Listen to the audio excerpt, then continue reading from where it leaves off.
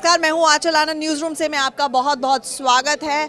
बोया पेड़ आतंक का तो विकास कहां से होए, हाथ में कटोरा मुंह में कश्मीर, पाकिस्तान की रोज किरकिरी होए और आज इंटरनेशनल बेइज्जती इंटरनेशनल मंच यूएनजीए से पाकिस्तान की होने वाली है। इमरान खान जानते हैं कि किसी के कान पे जू नहीं रहेंगी, वो कश्मीर कश्मीर चिल्लाते रहेंगे, इसके बावजूद भी वो कश्मीर चिल्लाएंगे। क्या खबर है भाई?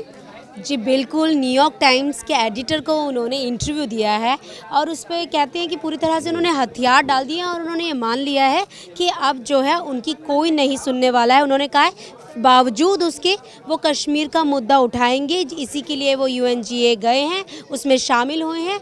लेकिन उन्होंने ये भी साफ कर दिया कि मुझे लगता है और उम्मीद है कि हमारी कोई सुनने वाला नहीं है। ऐसे में उनका खूब किरकिरी तो हुई है, मजाक भी बन रहा है। मतलब इमरान खान ने ये मान लिया है, इमरान खान का बेसिकली ये कहना है कि मैं कश्मीर का मुद्दा उठाऊंगा, हालांकि मुझे पता है कि मुझे कहीं से सपोर्ट नहीं मिलेगा। जी बिल्कुल, उन्होंने ये एक्सेप्ट कर लिया, यानी कि जो उनकी स्पीच आएगी, जो बोलेंगे आतंकवाद पर या कश्मीर पर, जिस पर भी बोलेंगे, लेकिन उससे पहले उन्होंने अपने हथियार डालिए। दूसरी बात, कश्मीर से शुरू कश्मीर पे खत्म है, लेकिन इमरान को रोकने की कोशिश हो रही है कि कोई तो रोक लो फिल्मी अंदाज में।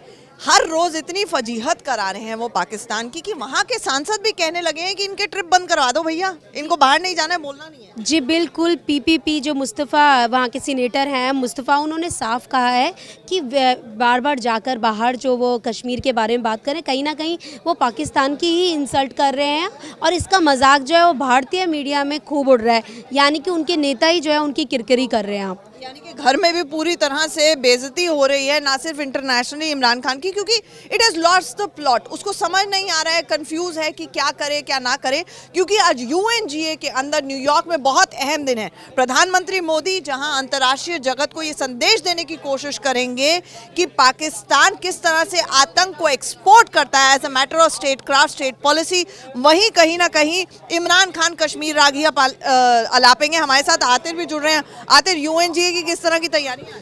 देखिए, यूएनजीए की ज़बरदस्त तैयारियां हैं और बड़ा एक सिंपलिस्टिक अगर तरीका हम देखें जिसको बोलते हैं कि क्या जो माहौल होता है इंडिया पाकिस्तान का जब वर्ल्ड कप मैच होता है, ठीक उस तरह की एक फीलिंग आ रही है, लेकिन बहुत ही सिंपलिस्टिक तरीका है देखने का। हालांकि विदेश मंत्री पहले कह चुके हैं कि क्रिकेट भारत और पाकिस्तान के बीच नहीं हो सकता, मौजूदा जो हाल है उसको लेकर। और इमरान खान, क्योंकि उन्होंने बहुत इंपॉर्टेंट और इंटरेस्टिंग कोट दिया, उन्होंने कहा ऐसा नहीं चलेगा कि दिन के अंदर आप आतंकवाद फैलाओ और रात को cricket Khelo and vice versa, that can not go on. और क्रिकेट में भी बुरा ही हाल है पाकिस्तान का, हमेशा ट्रैक रिकॉर्ड खराब रहा है। बिल्कुल, अब तो उनके कप्तान जो हैं, अब इमरान खान जो एक कप्तान रहे, क्रिकेट के बड़े कद्दावर प्लेयर रहे हैं, वो तो चित हो गए हैं चारों खाने। इनको मुझे लगता नहीं पाकिस्तान इतना बुरी तरह से उसको जो शिकस्त मिली है, अगर हम कूटनीति की बात करें, पाकिस्तान हमेशा मजबूत रहता था डिप्लोमेटिकली, लेकिन ये पहली बार हुआ है कि बिल्कुल अकेला थकेला पड़ गया। वो अपने आप एडमिट भी कर रहा है, बेचारगी जाहिर कर रहा है। एक बहुत इंटरेस्टिंग डेवलपमेंट, क्योंकि आतिर इतने अरसे से तमाम वो एजेंसीज को फॉलो करते हैं, सीबीआई, ईडी एक्सेट्रा। आज शरद पवार ने ये साबित कर दिया महाराष्ट्र का किंग कौन।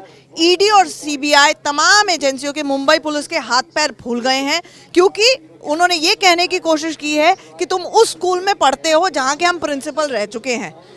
एफआईआर दर्ज की शरद पवार के खिलाफ। शरद पवार ने कहा नहीं, मैं आ जाता हूं पूछताछ के लिए, सियासी मौसम है, सिंपैथी लेने की पूरी कोशिश थी और संभाल नहीं पा रही थी सिचुएशन सीबीआई और ईडी। कहा ना मत आओ। बिल्कुल, इसमें कोई शक नहीं है, शरद पवार एक बहुत कद्दावर नेता हैं और बहुत ही अगर राजनीति की बात करें तो ये जो उनकी एक मूव है, इससे एक उनको सिंपैथी मिल रही है पूरे महाराष्ट्र में।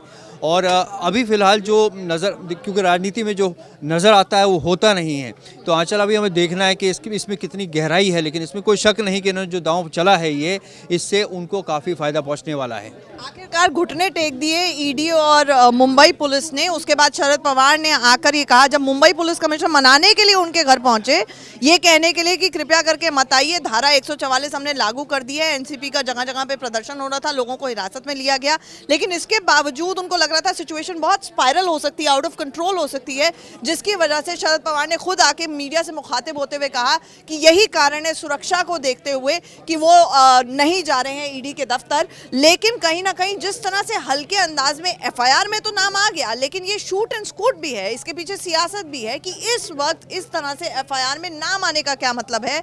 और ईडी ने साफ कर दिया है, ये कहने की कोशिश की है कि फिलहाल हम पूछताछ भी नहीं करने वाले हैं शरद पवार से।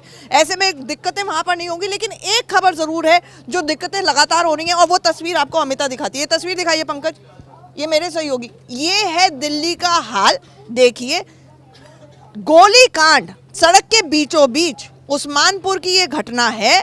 दिल्ली पुलिस क्या छुट्टी पे चली गई है, ये बड़ा सवाल है। पिछले लगभग 1 महीने के अंदर 11-12 शूट आउट, 1 दर्जन शूट आउट हो चुके हैं। नंद नगरी में भी शूट आउट हो चुका है, द्वारका में भी शूट आउट हो चुका है। और ये तब है जब फेस्टिव सीजन शुरू होने से पहले, त्योहार का मौसम शुरू होने से पहले दिल्ली अलर्ट पर है। अमिता, एक तो ये तस्वीरें, ये देखिए कहीं पे भी हो रहा है। दिल्ली पुलिस क्या छुट्टी पे चलेगी, जो आपके साथ आपके लिए हमेशा कहने का दावा करती थी। कोई मीटिंग नहीं हो रही है, कुछ कर नहीं रहे हैं, पुलिस वाले कहीं दिख नहीं रहे हैं दिल्ली में। बिल्कुल आंचल, इस पर दिल्ली पुलिस के कमिश्नर से हमारी इंडिया न्यूज़ की बातचीत हुई है, तो इंडिया न्यूज़ से कमिश्नर साहब ने ये कहा है कि 15 टीमें बनाई गई हैं और दिल्ली पुलिस को अलर्ट पर रखा गया है, तो जल्द ही इस पर ठोस कार्रवाई की जाएगी। ये 15 टीमों का क्या मतलब है? यहाँ पर तो घी के डब्बों के अंदर पिस्तौल और हथियार आ रहे हैं। ये समझ से परे है कि ना सिर्फ गोलीकांड हो रहा है, गैंग वॉर्स हो रही हैं दिल्ली के अंदर, बल्कि बाकायदा यहाँ पर पिस्तौल और हथियार सप्लाई हो रहे हैं, असॉल्ट राइफल्स आ रहे हैं। How come?